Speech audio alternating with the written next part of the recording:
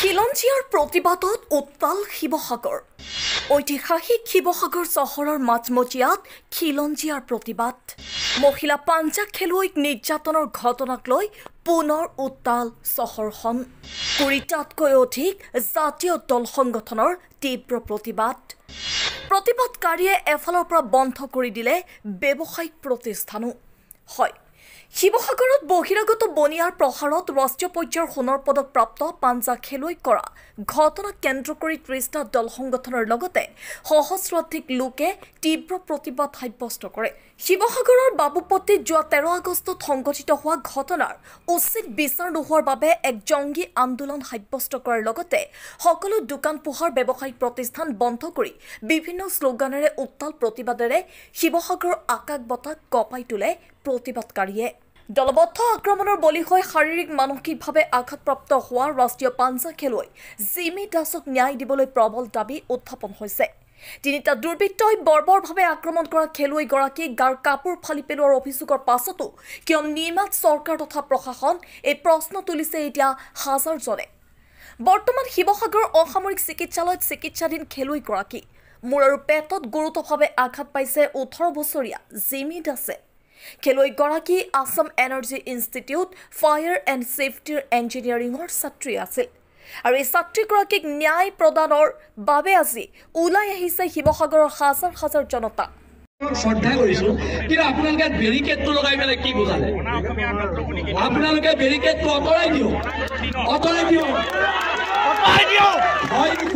আপোনালোকে গণতান্ত্ৰিক প্ৰতিবাদ হৈছে গণতান্ত্ৰিক প্ৰতিবাদত আপোনালোকে শ্ৰদ্ধা জনাব লাগিব আপোনালোকে বুধেশ্বৰ গগৈক যে হত্যা কৰিলে সেই হত্যাকাৰীজনক আজিলৈকে আপোনালোকে ধৰিব নোৱাৰিলে আৰু ইয়াত এটা বেৰিকেড লগাই বীৰত্ব দেখুৱাব আহিছে কি কথা যদি জেললৈ পঠিয়াই মোক পঠিয়াই দিয়ক কিন্তু খিলঞ্জীয়া মানুহে শিৱসাগৰ ৰাজপথত খোজকাঢ়িবলৈ ওলাই আহিছো অধিকাৰৰ কাৰণে ওলাই আহিছো আপোনালোকে যে আপোনালোকৰ চৰকাৰৰ মুৰব্বীবিলাকে খুব টুইট কৰে এই যে জিমি দাসক যে মাৰিলে তেতিয়া যে আমি টুইটটো নেদেখিলো কেলে সেই ভিডিঅ'ত আমি টুইটটো নেদেখিলো টুইট নেটি কিবা এটা কৰি থাকে আপোনালোকৰ মুৰব্বীজনে সেইটো আমি নেদেখিলো এতিয়া কথাবিলাক হৈছে আমি সিদ্ধান্ত ল'লো আমি মাৰ খাই জীয়াই নাথাকো আমি মাৰ খাই জীয়াই আৰু আজি শিৱসাগৰ জনগণে এটা সিদ্ধান্ত লওক কিহৰ মাৰোৱাৰী প্ৰতি কোনোবা অসমীয়া শ্বহীদৰ নামত সেই ঠাইখিনি শিৱসাগৰ পৌৰসভাই আমি ৩০ জাতীয় জনগোষ্ঠীয় সংগঠনে পৌৰসভাক স্মাৰক দিম 7 দিনৰ ভিতৰত মাৰোৱাৰী প্ৰতি নাম সলনি কৰক আমাৰ শ্বহীদৰ নামত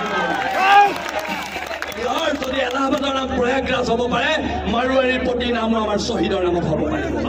হয় নে নহয় আজিৰ পৰা এখন সংগ্ৰাম এই সংগ্ৰামখন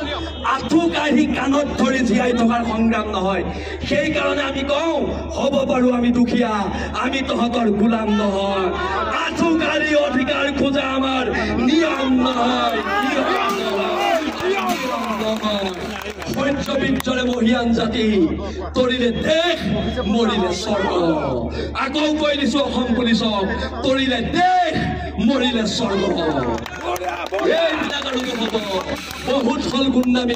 গুণ্ডামী হ'ল 17 চনৰ পৰা মাৰ খাই আহিছো 17ৰ পৰা আমাৰ মানুহ মাৰি আহি আৰু 17 চনৰ পৰা এইবাৰ আমি নোলোৱাহেঁতেন আজিও এইকেইটা জেলত নাযায় আমি ৰাজপথত নোহোৱাহেঁতেন শিৱসাগৰ থানাত অচি টেবুলত বহি লাল চাহ চিংৰা খাই জামিন দি দিলেহেঁতেন হয় নে নহয় ফেচবুক লাইভ কৰি জাতীয় সংগঠনৰ ল'ৰা এটাক মাৰিলে মৰাৰ পিছত প্ৰতিবাদ হ'ল প্ৰতিবাদ হোৱাৰ পিছত সেই মাৰোৱাৰী মানুহজনক শিৱসাগৰ যেতিয়া অচি কোন আছিলে মই পাহৰিলো অচিয়ে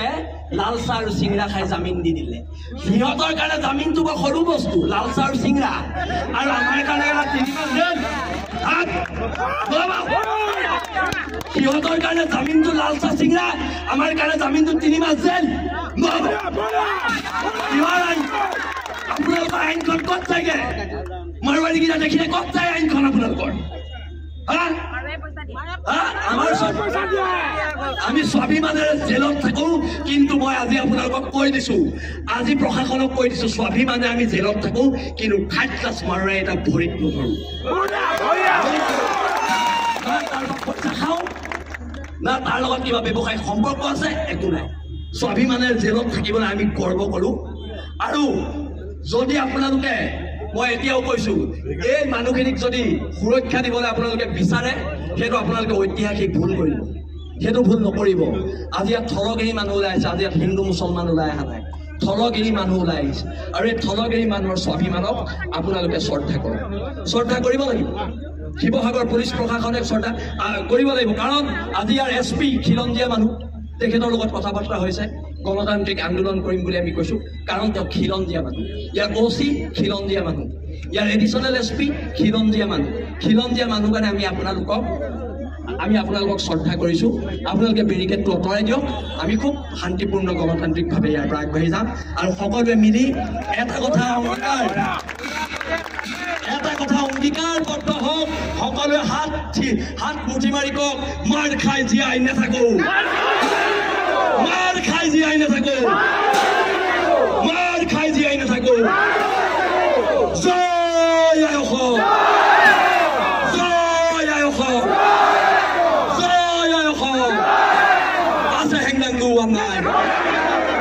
আছে হেংদাং লুৱান নাই